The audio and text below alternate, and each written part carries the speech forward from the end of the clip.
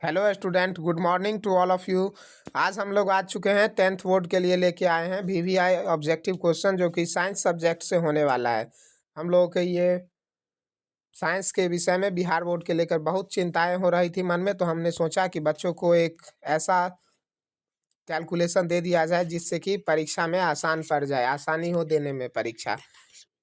हम लोग लगभग ये वीडियो में रहेंगे बने हुए 45 मिनट के आसपास रहेंगे, जिसमें हम ये कुछ मतलब शॉर्ट टाइप क्वेश्चन भी हैं, कुछ लॉन्ग टाइप हैं। सारे क्वेश्चन का एक मतलब कलेक्शन लेके आ चुके हैं आप लोगों के लिए। चलिए तो ठीक है, हम आज शुरू करते हैं। हम अपनी क्लास को यहीं से शुरू कर रहे हैं। पहला क्वेश्चन हम लोगों का, जैसे कि आप लोगों के स्क्रीन पे दिख रहा होगा, प्रकाश की किरणें गमन करती हैं। प्रकाश जो होती हैं वो किरणें जो होती हैं उनकी वो गमन करती हैं किस दिशा में? तो सीधी दिशा में गमन करती हैं। कहीं आपने देखा होगा जो प्रकाश वक्र दिशा में नहीं जाती, सभी जगह प्रकाश सीधी आती है। सर्च लाइट का परावर्तक सतह होता है।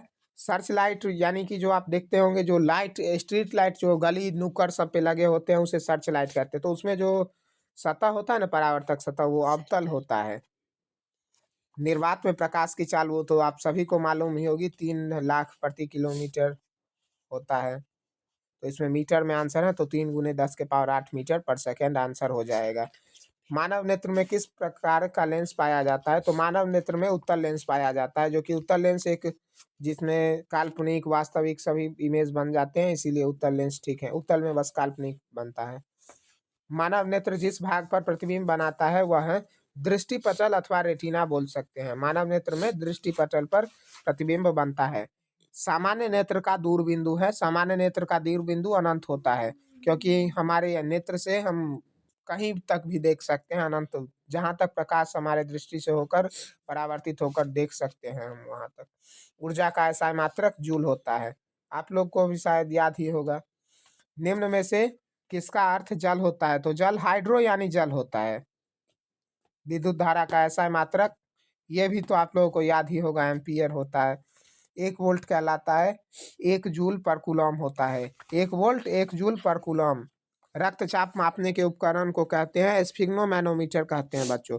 रक्तचाप मापने के उपकरण को स्फिग्नोमैनोमीटर। आप लोग अधिकतर देखे होंगे कि जो लोग ब्लड प्रेशर के पेशेंट होते हैं उन्हें एक मशीन द्वारा चेक किया जाता है बार बार ब्लड प्रेशर, उसे ही स्फिग्नोमैनोमीटर बोलते हैं। वाष्पोत्सर्जन क्रिया पाई जाती है पौधों में। निम्नलिखित में किसमें घुला परिसंचरण तंत्र पाया जाता है? तिलचट्टा में। देखो बच्चों, ये तिलचट्टा जो होता है ना, वो मतलब मानव की भांति ही ये सर्वाहारी होता है, सारे चीज खाता है ये भी। रक्त क्या है? तो रक्त एक उत्तक है, संयोजी उत्तक। अगर इसमें अगर लॉन्ग क्वेश्चन भी कर दिया जाए, उत्तक की जगह दे दिया जाए तो कौन सा उत्तक? तो संयोजी उत्तक। संयोजी उत्तक होगा, समझे। मूत्र का पीला रंग किस वर्ण के कारण होता है? तो यूरोक्रोम। यूरोक्रोम एक ऐसा मतलब अमोनिया का प्रकार होता है यूरोक्रोम, जो मतलब पीला करता है उसे। निम्नलिखित में कौन एक उभयलिंगी जंतु है? तो केचुआ। केचुआ यानी वो नहीं, केचुआ जो मिट्टी के अंदर किसानों का जो मित्र होता है ना, वो वाला केचुआ। यूरिया रक्त में कहाँ प्रवेश करती है? यकृत से। यूरिया मतलब यकृत से प्रवेश करती है हमारे रक्त में।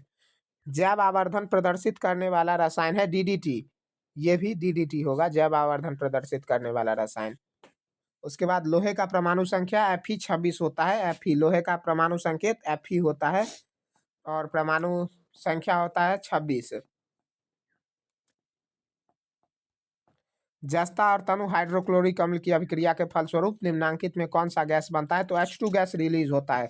जस्ता Zn और तनु हाइड्रोक्लोरिक अम्ल HCl, इसके फलस्वरूप H2 गैस मुक्त होती है इस अभिक्रिया में से। निम्नलिखित में कौन अधिक अभिक्रियाशील है? तो सबसे इसमें अभिक्रियाशील जो है वो Cu हैं Cu, क्योंकि सोना और चांदी तो बहुत कम अभिक्रियाशील है और पारा भी बहुत कम अभिक्रियाशील है।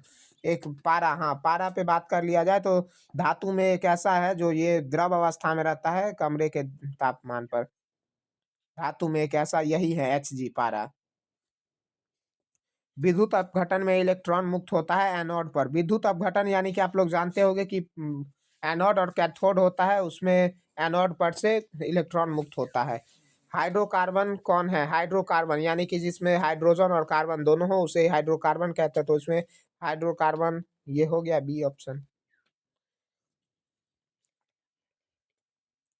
COOH अभिक्रियाशील मूलक को कहते हैं अम्ल। COOH अम्ल कहते हैं। आवर्त सारणी में किस वर्ण में ऊपर से नीचे आने पर तत्व के धातुई गुण बढ़ता है? सभी मतलब आवर्त सारणी में जब हम ऊपर से नीचे की ओर आते हैं तो धातुई गुण बढ़ते रहता है, बढ़ते रहता है। आवर्त सारणी के प्रथम वर्ग में सदस्य हैं क्षारीय धातु। पहले मतलब जो आवर्त सारणी के प्रथम वर्ग है उसमें क्षारीय धातु पाए जाते हैं।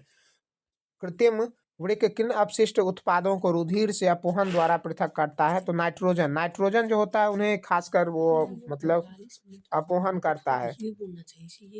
भोजन का पचना किस प्रकार का अभिक्रिया है? भोजन का पचना उपचयन अभिक्रिया के अंतर्गत आता है। बच्चों देखो, ये इसके लिए हम एक मतलब बायोलॉजी में भी क्लास लेके आएंगे जिसमें भोजन श्वसन इस सब के बारे में पूरे मतलब लॉन्ग वीडियो के तौर पर आएंगे। वो भी कुछ कुछ ही दिनों के बाद वो भी हम लेके आ रहे हैं वीडियो। प्रकृति में ऑक्सीजन का संतुलन कैसे बना रहता है? तो प्रकृति में प्रकाश संश्लेषण और मानव सांस लेती है ऑक्सीजन और पेड़ पौधे लेते हैं कार्बन डाइऑक्साइड। तो प्रकाश संश्लेषण से जो है वही ऑक्सीजन मुक्त होता है, इसलिए प्रकृति में ऑक्सीजन का संतुलन बना रहता है। पायरुवेट के विखंडन से यह कार्बन डाइऑक्साइड जल तथा ऊर्जा देता है। यह क्रिया होती है माइटोकॉन्ड्रिया में होती है। बच्चों, यदि हमारे आहार में आयोडीन की कमी है तो हमें किस रोग के होने की संभावना है? तो ग्वाइटर, गलकंड, घेंघा ये सभी रोग आयोडीन की कमी से होती हैं, इसलिए इसमें आंसर डी हो जाएगा, इनमें से सभी। आप लोग भी याद कर लो हमारे साथ साथ ही, आयोडीन की कमी से ग्वाइटर, गलकंड, घेंघा ये सभी रोग होते हैं। एस्ट्रोजन स्रावित होता है अंडाशय द्वारा। एस्ट्रोजन स्त्री हार्मोन होता है जो कि अंडाशय द्वारा स्रावित होता है। बच्चों, अगर आप लोगों को अच्छा लगा हो हमारा वीडियो तो हमारे चैनल को सब्सक्राइब करें और साथ ही हमारे वीडियो को लाइक शेयर ज़रूर करें, क्योंकि हम भी आप लोगों के लिए बहुत मेहनत कर रहे हैं। और कमेंट में बताएं कि आप लोगों को हमारा क्लास कैसा लगा। लॉन्ग वीडियो चाहते हैं, किस चीज़ पर अभी आप लोगों को ज़्यादा देखना है वो सब बताएं कमेंट में प्लीज़। मनुष्य में ऐच्छिक गतियों का नियंत्रण किसके द्वारा होता है? सेरिब्रम के द्वारा। सेरिब्रम जो होती है उसमें ऐच्छिक गतियों का आप अपने हिसाब से जो काम करते हैं उसे सेरिब्रम कंट्रोल करता है। घोंघा किस समुदाय का प्राणी है? तो घोंघा मोलास्का समुदाय का प्राणी है। मोलास्का। मोलास्का एक ऐसा समूह है जिसमें घोंघा और पानीय जीव केचुआ जैसे ये सब आते हैं। निम्नलिखित में से कौन सा जंतु उभयलिंगी है? तो केचुआ। केचुआ उभयलिंगी है। केचुआ उभयलिंगी है। परागकोश होते हैं परागकण। परागकण, परागकोश में परागकण होते हैं बच्चों। फूल में जो होता है परागकोश, जो मेल फूल होते हैं ना उसमें परागकोश होता है और उसी के अंदर परागकण पाए जाते हैं जो कि फल बनने में और बीज बनने में मदद करता है। इसी के कारण फल और बीज बनते हैं। मनुष्य में कितने जोड़े क्रोमोसोम होते हैं? तो 23 जोड़े, जिसमें से 22 जोड़े ऑटोसोम होते हैं और एक जोड़े भिन्न होते हैं, XY और XX। निम्नलिखित में से किसे आप उपभोक्ता की श्रेणी में रखेंगे? तो जंगली जानवर जो होते हैं उन्हें उपभोक्ता की श्रेणी में हम लोग रखते हैं। पर्यावरण बचाने के लिए 3 प्रकार के आर का उपयोग किया जाता है। इसका मतलब है सभी होता है, कम उपयोग होता है, पुनः चक्रण होता है, पुनः उपयोग होता है, सभी होता है। जैसे कम उपयोग मतलब यानी कि कम उपयोग, पुनः चक्रण रिसाइकल और पुनः उपयोग रीयूज, ये सभी जो आंसर डी हो जाएगा इसका। निम्नलिखित में से कौन एक भूमिगत जल का उदाहरण है? कुआं। कुआं से हम लोग भूमिगत जल मतलब पीने लायक जो जल होता है उसके हम प्राप्ति करते हैं, इसलिए कुआं को भूमिगत जल का उदाहरण बोला जाता है। रासायनिक अभिक्रिया के दौरान किसी पदार्थ में ऑक्सीजन का ह्रास कहलाता है अपचयन। अपचयन कहलाता है। अपचयन अभिक्रिया वही होती है जिसमें रासायनिक अभिक्रिया के दौरान किसी पदार्थ में ऑक्सीजन का ह्रास होता है। कौन सी गैस वैश्विक ऊष्मा के लिए उत्तरदायी है? तो कार्बन डाइऑक्साइड। कार्बन डाइऑक्साइड ऐसा गैस है जो अपनी कार्बन डाइऑक्साइड में प्रकाश की किरणें फंस जाती हैं जिससे कि बहुत ज़्यादा गर्मी बढ़ने लगती हैं, इसीलिए कार्बन डाइऑक्साइड को वैश्विक ऊष्मा के लिए उत्तरदायी माना जाता है। पित्तरस कहाँ से स्रावित होता है? तो अग्नाशय से। अग्नाशय से पित्तरस स्रावित होता है। कौन सा अभिलक्षण वंशागत नहीं है? बाल की प्रकृति। बाल की प्रकृति जो है वो वंशागत नहीं है। इसी में अगर आपसे पूछ दिया जाए कि कौन सा लक्षण वंशागत है तो ये आँख का रंग, चमड़ी का रंग, शरीर का आकार, ये सब वंशागत लक्षण है। तो उनमें से याद रखिएगा आप लोग इस सब को भी कि वंशागत लक्षण कौन कौन से हैं, जैसे चमड़ी का रंग, आँख का रंग, शरीर का आकार, ये सब वंशागत लक्षण है। आधुनिक आवर्त सारणी में समूहों की संख्या कितनी है, तो 18 है बच्चों। देखिए ऐसे इसमें बोल रहा है समूहों की संख्या, यानी कि कॉलम जो होते हैं वो 18 होते हैं। और इसी में बात कर दिया जाए यदि आवर्तों की, तो आवर्त 7 होते हैं। ग्लूकोज के एक अणु में ऑक्सीजन के कितने परमाणु होते हैं, तो 6 होते हैं। C6H12O6 होता है। C6H12O6 होता है ग्लूकोज में। तो कार्बन के 6 हो गए, 6 आंसर 6। शुद्ध जल का पीएच मान होता है 7, जो कि एक उदासीन रहने से शुद्ध जल अच्छा होता है। किसी भी अम्लीय या क्षारीय जल पीने से हमारे पेट में पाचन की समस्या हो जाएगी, हमारे त्वचा रोग बढ़ने लगे, इसीलिए शुद्ध जल जो होता है उसका पीएच मान 7 ही होता है और वही पीना चाहिए हम लोगों को। किस वर्ण का तरंग दैर्घ्य सबसे बड़ा होता है, तो लाल रंग का। इसीलिए इस लाल रंग का उपयोग हम लोग ट्रैफिक लाइट, रेल के सिग्नल आदि में करते हैं। इसका प्रयोग, लाल रंग का तरंग दैर्घ्य बहुत ही ज्यादा होता है। गोलीय दर्पण की वक्रता त्रिज्या 40 सेंटीमीटर हो तो इसकी फोकस दूरी होगी, तो फोकस दूरी आर के आधी होती है, तो इसीलिए 20 सेंटीमीटर इसका आंसर हो जाएगी। जस्ता का परमाणु संख्या, तो जस्ता Zn30 आप लोगों को मालूम ही होगा बच्चों। Zn इसका सिंबल होता है और 30 होता है इसका परमाणु संख्या। ढोबिया सोडा का रासायनिक सूत्र, तो ढोबिया सोडा का रासायनिक सूत्र होता है Na2CO3 × 10H2O। ये जो फर्स्ट आंसर है वो बिल्कुल ही सही दिया हुआ है। ढोबिया सोडा यानी कि जो कपड़े धोने में अपमार्जक के रूप में जिसका हम उपयोग करते हैं ना, वो यही होता है Na2CO3 × 10H2O। निम्नांकित में कौन प्रबल क्षारक है, निम्न, तो प्रबल क्षारक NaOH हो जाएगा इसमें, क्योंकि सबसे ज्यादा तो प्रबल हमको यही लग रहा है प्रबल क्षार में। हेमाटाइट निम्नांकित में किस धातु का अयस्क है, तो हेमाटाइट तो लोहा का ही अयस्क है। हेमाटाइट लोहा के मुख्यतः 4 अयस्क होते हैं, हेमाटाइट, मैग्नेटाइट, ये सब और भी कुछ कुछ होते हैं, अभी ध्यान में नहीं आ रहा है। सल्फाइड अयस्क का सांद्रण निम्नांकित में से किस विधि द्वारा होता है, फेन उत्प्लावन विधि द्वारा होता है बच्चों। फेन उत्प्लावन विधि जो होता है उसी के द्वारा सल्फाइड अयस्क का सांद्रण किया जाता है। हाँ बच्चों, एक बात और, आप लोग प्रैक्टिकल के लिए भी ये सब उत्प्लावन, फेन उत्प्लावन विधि ये सब थोड़ा याद रखिए, क्योंकि प्रैक्टिकल में ये सब पूछ सकता है आप लोगों को। वैसे ये भी कमेंट में आप लोग बताइए कि आप लोगों का प्रैक्टिकल जो होता है उसमें कॉपी देना पड़ता है या सर को पैसे दे देते हैं उससे हो जाता है, ये सब बता दीजिएगा थोड़ा कमेंट में। अभिक्रिया 2Zn + O2 = 2ZnO किस प्रकार की अभिक्रिया है, उपचयन अभिक्रिया है ये, जिसमें कि ऑक्सीजन का संयोग होता है, इसलिए ये उपचयन अभिक्रिया है। ग्लूकोज का आणविक सूत्र है C6H12O6। आप लोगों को अभी कुछ देर पहले हम एक वीडियो में बताए, मतलब इसी में बताए थे, जिसमें ग्लूकोज का आणविक सूत्र हम बता दिए थे, लेकिन अब आग भी गया क्वेश्चन में, C6H12O6 होता है। अम्ल का जलीय विलयन विद्युत का संचालन करता है, क्योंकि अम्ल जल में आयनित होता है बच्चों। ये अपना जो होता है वो इलेक्ट्रॉन त्याग कर देता है, इसलिए आयनित हो जाता है। लिथियम के बाह्यतम सेल में कितने इलेक्ट्रॉन विद्यमान होता है, तो लिथियम में एक ही होते हैं बच्चों बाह्यतम सेल में।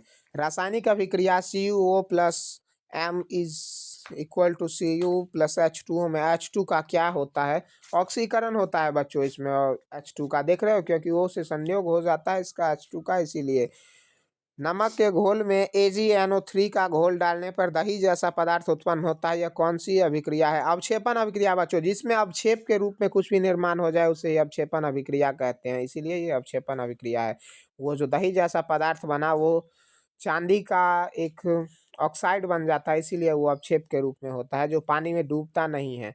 प्रबल अम्ल और प्रबल क्षार से बने लवण का पीएच होता है, तो 7 ही होता है बच्चों, क्योंकि प्रबल अम्ल और प्रबल क्षार है तो इस दोनों आपस में अभिक्रिया करके उदासीन हो जाएगी, और उदासीन का पीएच मान 7 ही होता है। निम्न में से पीएच का कौन सा मान क्षारक विलयन देता है, 13, क्योंकि इसमें ये सब जो है ये अम्ल हो गया, ये भी अम्ल हो गया, लेकिन ये जो हो गया ये उदासीन हो गया। क्षार का इसमें एक ही है, 13। आप लोग हमारे चैनल को सब्सक्राइब करें और लाइक करें। देखिए बच्चों, आप लोगों को हम ये बहुत ही VVI क्वेश्चन दे रहे हैं, बहुत ही, जो बोर्ड में लगभग 50% से तो ज़्यादा मिलेगा ही। आप लोग इसे ज़रूर लाइक करें इस वीडियो को, और हम लोगों को सपोर्ट करें। आप लोगों को अगर अच्छा लगे तो प्लीज़ इस वीडियो को लाइक करें और कमेंट शेयर भी बहुत करें और कमेंट में हमें बताएं कि आप लोगों को और क्या क्या चाहिए। धातु के ऑक्साइड जल में घुलकर क्या बनाते हैं? क्षार। क्षार। धातु के ऑक्साइड जल में घुलकर क्या बनाते हैं? क्षार। क्षार। क्षार। विद्युत अपघटनी परिष्करण में अशुद्ध धातु को बनाया जाता है एनोड पर। एनोड पर। विद्युत अपघटनी परिष्करण में शुद्ध धातु को अशुद्ध धातु को बनाया जाता है एनोड पर। निम्न में कौन कार्बन के अपरूप हैं? कार्बन के अपरूप तो इनमें सभी हैं, हीरा, ग्रेफाइट, फुलेरिन, ये सभी हैं कार्बन के अपरूप। वैसे तो आप लोग को मतलब पढ़े ही होंगे चैप्टर में। कार्बन के अपरूप सभी हैं, हीरा, ग्रेफाइट, फुलेरिन, ये सब। कार्बोनिक ग्रुप प्रतिकारक कौन है? COOH। कार्बोनिक ग्रुप का प्रतिकारक COOH है। आधुनिक आवर्त सारणी के तत्वों के वर्गीकरण का क्या आधार माना गया है? परमाणु संख्या माना गया है, क्योंकि इससे पहले जो थे वो जो अभी जो है मॉडर्न पीरियोडिक टेबल, उससे पहले सभी परमाणु द्रव्यमान पर कार्य करते थे, लेकिन इसने परमाणु संख्या पर कार्य किया, जो कि आगे चलकर सफल रहा। आवर्त में बाईं से दाईं ओर जाने पर तत्वों की संयोजकता बढ़ती है, बाईं से दाईं ओर जाने पर बढ़ जाती है। मछली का श्वसन होता है जल में घुले ऑक्सीजन से।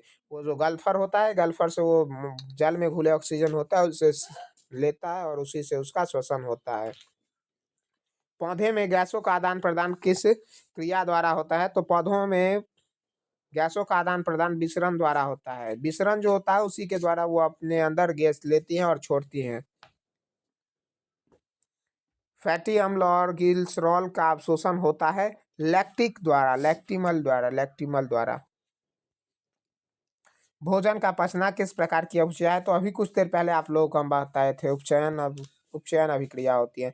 मस्तिष्क का कौन सा भाग हृदय स्पंदन तथा श्वसन की गति दर को नियंत्रित करता है? तो मेडुला। मेडुला जो होता है वो हृदय स्पंदन और श्वसन की गति दर को नियंत्रित करता है।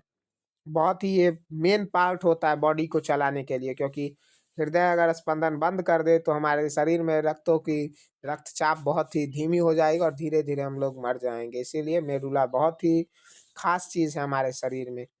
अगर हाइड्रा के शरीर को कई टुकड़ों में काट दिया जाए तो यह हर टुकड़ा विकसित होकर एक नया हाइड्रे का निर्माण कर लेता है। ऐसे जीव जिसमें दोनों लिंग उपस्थित होते हैं उभयलिंगी, द्विलिंगी या उभयलिंगी कहलाते हैं। इसमें द्विलिंगी दिया हुआ है तो द्विलिंगी ही ठीक, अगर कहीं आपको उभयलिंगी लिखा मिल जाए तो वो भी सही है, उभयलिंगी। जैव विकासवाद के अलावा डार्विन ने किस पर शोध किया? तो डार्विन ने केंचुओं की भूमिका पर भी एक शोध किया था। आप लोगों को देखने के लिए बुक में भी मिल जाएगा कि जैव विवाद के अलावा डार्विन ने केंचुओं की भूमिका पर भी बहुत सारे शोध किए हैं। कौन सा रक्त समूह सबसे रक्त ले सकता है? तो ए बी जो होता है वो सबसे रक्त ले सकता है। वो क्या उसे बोलते हैं, भूल गए अभी। किसी भी आहार श्रृंखला में प्रथम पोषी स्तर प्राय किन से निर्मित होता है? तो प्रथम पोषी स्तर जो होता है उत्पादक से निर्मित होता है। उत्पादक यानी कि पेड़ पौधे। जैव विविधता के विशिष्ट स्थल हैं वन। जैव विविधता वन में ज्यादातर देखने को मिलते हैं हम लोगों को।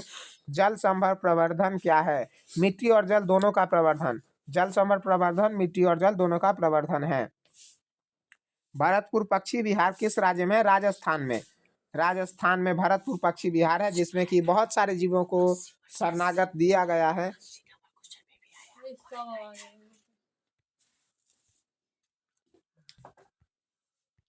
देखिए दोस्तों, हम आप लोगों को 80 तक पूरा करवा चुके हैं। अब आगे दिखाते हैं हम आप लोगों को, कुछ आप लोगों के लिए हम लेके भी आए हैं, सब्जेक्टिव क्वेश्चन भी दिखा देते हैं वो भी आपको। लेकिन दोस्तों आप लोगों को और वीडियो अच्छा लगा हो तो प्लीज़ लाइक सब्सक्राइब कीजिएगा और शेयर हमारे वीडियो को इतना कीजिए कि सभी बच्चों का अच्छा हो जाए, सभी बच्चे मार्क अच्छा लेके आ सके। प्लीज़ दोस्तों लाइक सब्सक्राइब कीजिएगा। इसमें से तो पक्का 50 क्वेश्चन लगभग आएंगे ही, बोर्ड में टकराएंगे। आप लोग परीक्षा भी दे के आएगा, उसके बाद भी हमसे कांटेक्ट कीजिएगा। नहीं मिला तो बताइएगा हमको कि सर नहीं मिला, ठीक है।